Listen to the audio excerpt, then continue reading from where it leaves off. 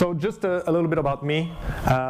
So I am a producer and also the studio technical director at Square Enix Montreal. Montreal obviously is in Quebec, down east. And I've been making games for 16 years. I've been a manager for the majority of that time, maybe 13 years or so. I started my career as an engineer at Behavior Interactive, then and became a manager there for the tool team. After that, I switched to Electronic Art, where I did my first game actually, because I was working on the tech team. I worked there for 6 years, became a technical director, switched to production as a development director, and finally leaving Electronic Art as a senior development director. I joined Square Enix when they opened the studio 4 years ago. We were mandated to do AAA games in the Hitman franchise. We changed strategy to focus more on mobile, and we've been making mobile games for 2 years now. As a producer, I shipped 2 titles at Square Enix, so Hitman Go and Lara Croft Go. I consider myself mostly a people manager. What I really like to do basically is hire talented people, coach them, and help them grow and reach their career goals. So basically that's me. So, managing creative team. So what we're going to talk about today is what makes a developer efficient and how can we as managers help him maximize his individual performance.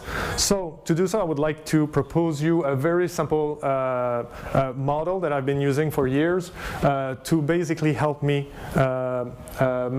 maximize performance of developer. So I introduce you to the equation of maximum performance. So, to have great results, you need, obviously, someone that's got an innate talent. We're not all born equal. Some people are more talented than others. Some people are gifted with more creativity than others. Some people can actually build technology faster than others. On top of that, these guys learn different skill during their career. They've got different experience, and this can really help to max out your result if you have a specific craft that is used to create your game. And finally, you need someone that has a lot of passion and motivation at work to be able to maximize his performance. So these 3 things combined together can really make the difference between an okay developer and an exceptional one. So on top of that, there is something that can actually diminish the performance of an individual in a team is his well-being. So basically, if he's not feeling well, if he's sick, obviously his result will go down to 0. But this is something to make sure that every developer in the team is well. So if we go a little bit deeper into this, so let's go with the worst case scenario. So basically, you've got on your team someone that is lacking talent. He's put in a place where his experience doesn't come into play, and also he's lacking motivation. So basically, that's a worst case scenario. It happens in probably to a lot of you as manager, where there's someone that wasn't at the right place at the right time. So how do we maximize that? At Square Enix Montreal, we are hiring our developers very, very carefully. I think in 4 years of existence, we've met more than 150 candidates in interview, and we've filtered a lot of developer out. So what we're looking for is obviously a bright mind, someone that has a lot of potential. So we geared our interview to really detect and find those exceptional talents. Also, in interview, we're looking for people that are learning very fast. We are in a very dynamic environment. We need people that can actually follow the technology curve, follow the trends, and be able to apply that very, very rapidly.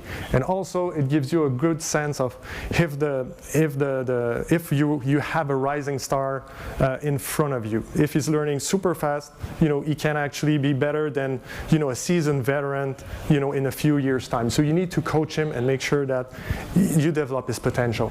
Finally, what we're looking for also is it's a great career story. When you're reading a CV or a resume, usually what you want to see is a great story.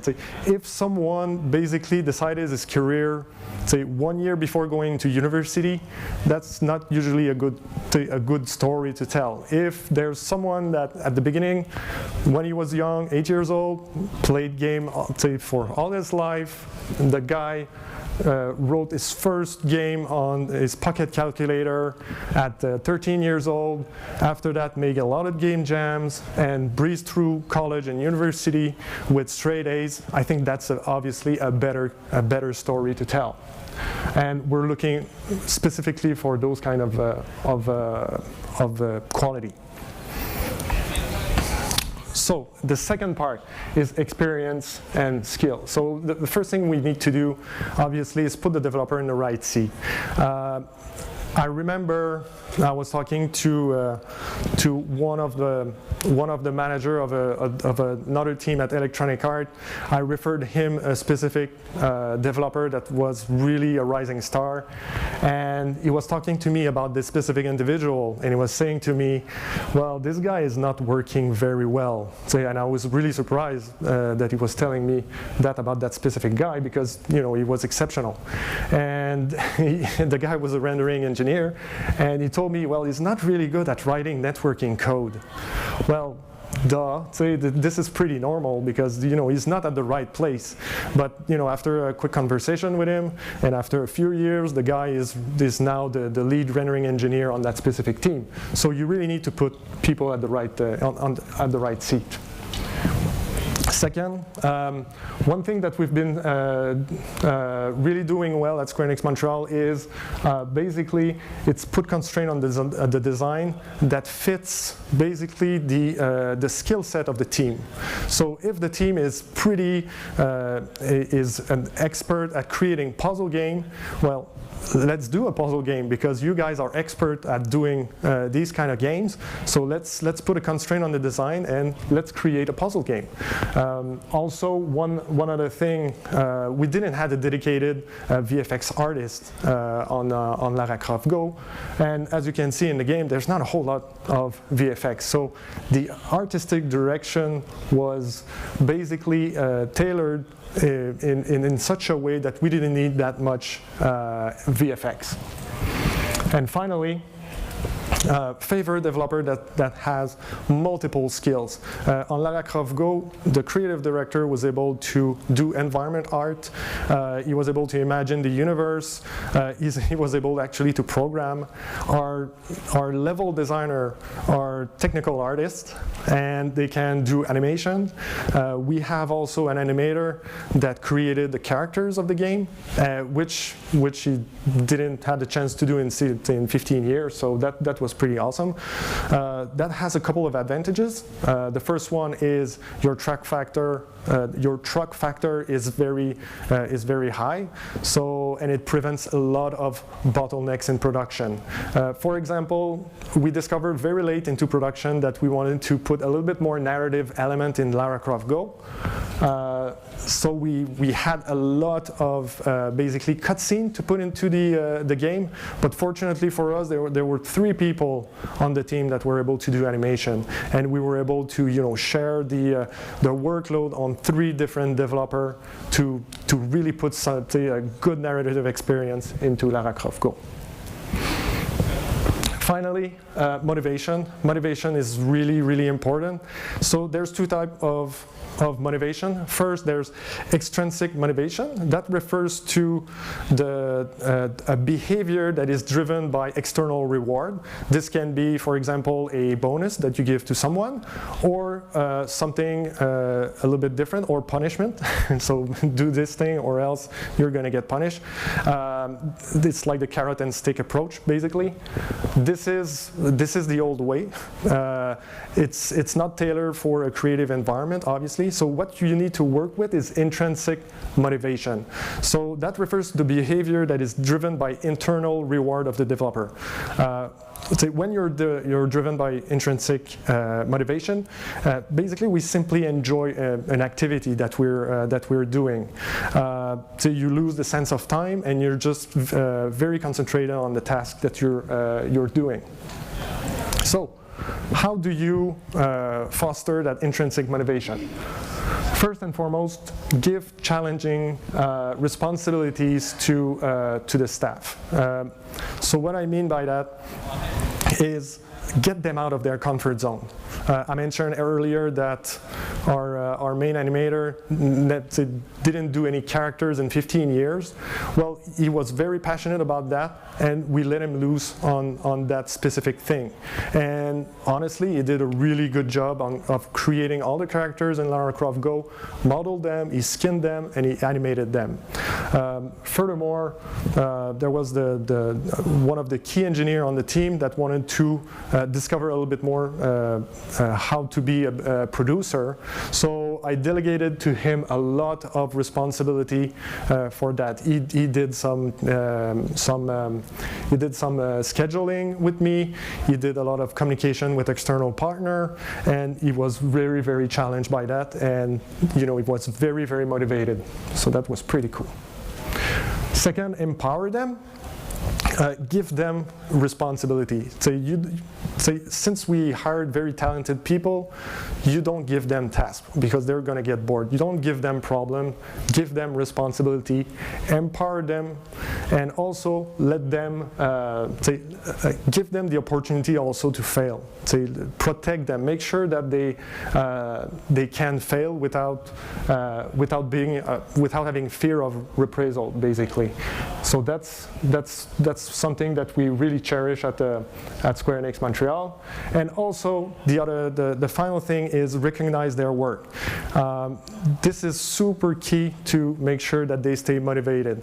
You need to basically reward someone that did something amazing, either by doing it yourself or one example on Lara Croft, someone was super enthused about a specific feature that he did, and he was showing it to a couple of developers into production. So the only thing I had to do is basically send other developers to look at that specific feature, and that was kind of easy. And now there was maybe 5-6 people looking at the feature that he did, and the guy, you could see he was super proud of what he accomplished, because now everybody was telling him that he did an excellent job. So recognize their contribution either directly or indirectly, and you'll have a very happy developer. And finally, take care of them. What I mean by that is make sure that they are well at work. So I'm going to introduce you to the Maslow pyramid. I don't know if you heard about that, but the thing that we want to do is for each developer to reach the self-actualization stage. So self-actualization is basically the achievements of one's full potential through creativity, independence, spontaneity, and a grasp of the real world. That's a complicated definition, but basically it means that the guy will have his mind free and will concentrate 100% on the task that he has to do. So what you have to do is basically make sure is achieving all the requirements of the floor below. So physiological is basically all the body physical need. So have you eaten today? Are you well rested? That type of stuff. So obviously, when you see that a developer is sick, send him home because he needs to rest faster and he needs to come back and be 100%. If you feel that someone has been making too much overtime, send him home. Let's say he needs to rest, he needs to be 100%. The other stage is safety. The Maslow pyramid says that safety basically is the physical security of someone. I prefer to interpret it as a kind of the safety at work. Are you afraid to lose your job? Are you afraid to fail? You need to create basically a context where failure is accepted. And that will relieve a lot of pressure on the developer. To imagine if you have a very perfectionist a very perfectionist guy that is afraid to fail. So he's already spending a lot of time, making sure his feature is perfect for demonstration. And if you add a layer of fear on top of that, it's going to take him like 2 more weeks to just polish his feature out. But if he's not afraid to fail, he's just going to do it as fast as he can and show it to everybody. Love and belonging is just we're human, we're tribesmen. Basically, we want to be accepted by others. So you need to create a context where everybody will feel comfortable with everybody on the team. So make external events, make sure that you get them out on different activity. This is very important. And the last stage is self-esteem. They need to be confident about what they're doing in order to be creative. So what you have to do is really boost their self-esteem by encouraging them, by making sure that they're properly rewarded, that you recognize the work that they're doing. Usually, concentrate also very much on people that have very low self-esteem. So you need to put a little bit more effort onto those guys, because usually these guys have a really high bar, and these are generally the guy that will give you the most, the biggest performance, because they really want to perform well. And that's pretty much it for the self-esteem. So basically, just to sum up everything, to achieve maximum performance, first, hire carefully. Make sure everybody is in the right seat. Motivate them, and obviously take good care of them. And that's it. Do you have any question? Cool. Thank you very much. Cool. Any questions, guys? Got a couple of minutes. There's a question here. Yes. Let me see if I can get a mic over there. Do you have a roaming mic over here, gentlemen, with the white lanyard here? Hello. I think we've all got white lanyards, so it doesn't really help. Hello. Hello. Cool. Hi. My question is, do you think there's something that's even higher up than your the highest thing you mentioned in the Maslow pyramid? Because I feel, so I had that thought a couple of times. I really would like to hear your opinion about it, that the Maslow motivators are all really individual things, like per person things, but I feel like a really strong motivator is a mission in the world, or maybe a mission of the company. Do you have something like that? Are you trying to give people a motivation that's bigger than themselves? I think, for me, I personally believe that it's the sum of the individual performance that will make something great. Obviously, you need a vision, but I think it's a little bit different than this. But I think you've got a good idea about that. I think it's really important to have a proper vision to support, to make sure that people are all steering in the same direction and are trying to achieve the same goal as a unit. But for me, I wanted to focus really on the individual part for this presentation. But it's true that... It's a fascinating idea, though. It's probably worth noting that Maslow's not actually based in science, sadly. It is one of the most useful things I've ever used. It's incredibly practically useful, but there's no scientific basis to support it, unfortunately. Someone needs to do some science to prove it. But this idea of a group higher purpose, I think, is incredibly fascinating, whether that's true or not. I'd love somebody to do some actual research, personally. Some more questions at the back. I think the guy in the grey nearest you is the first hand I saw, but apologies if I didn't get it right. Hi. Thank you for the talk. Do you have a philosophy around assessing team fit when you're hiring? That's a really good question. If we have a philosophy surrounding team fit, usually when we're doing interviews with candidate, he needs to meet at least between 5 and 6 people in the process. So, and it depends on the role that he's going to be fulfilling. But usually it's at least 5 people that he's going to have to meet through the full chain of command. But we don't have something very special to to make sure that it's a global fit for the whole team. And the guy with the Star Wars t-shirt at the back was the next hand I saw. First of all, just want to say these have been fantastic. Thank you so much for all of these. One of the things, just in relationship to the first question that was asked, one thing that was brought up in the previous session was keeping the talent pool in Vancouver, rather than seeing it sort of have a stop over here and then trickle down to San Francisco, but even keeping it within Canada, including Montreal. Yes. When you talk about motivating, some of the things you brought up are fantastic on the intrinsic motivation level. Are there things that you found or your colleagues have found within the scope of what you were talking about, or perhaps beyond it, that can help to keep developers and just staff in general in Canada and not want to leave? Is there something within that or something beyond that that can help with that? Oh, that's a really, really good question. I've never thought about that, actually. To prevent them to leave, usually, I'm going to speak about my experience in Montreal. Usually in Montreal, people stay in Montreal. There's not a whole lot of people that are leaving Montreal because there's such a big pool of developer out there, and there's a lot of studio for someone to jump around. So if he's not happy in one company, he can actually go next door and work at Ubisoft, at Eidos Montreal. He can work at Electronic Arts. So there's a lot of big studio. So we've never felt that people were actually leaving Montreal per se.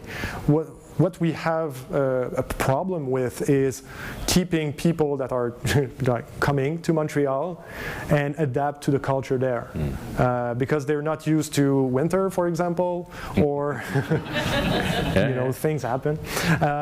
They're not used to the culture also, because we've got a little bit of we speak French, and I think you've noticed that my English is not necessarily perfect, and some people has a hard time adapting to that.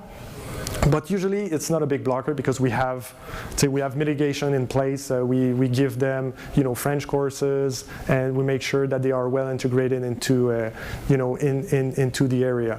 So, but how to prevent someone to go from Montreal to San Francisco, for example? No, we've never really looked at that. I would just love to see that focused on it. So we're not here necessarily. This is obviously one of the big things we deal with in Vancouver. So yeah. I'd love to have somebody take what you talked about and answer that question here. So. Cool. I think there is clearly a process that we are aware of, namely that for people to move, they have to have a motivation and also a direction, and there are inherent barriers to movement. The status quo is much easier to sustain. So if you are delivering frankly, if you get to self-actualization state of making a game, the last thing you're thinking about is whether I should move or not, and I think that's intrinsic in that model.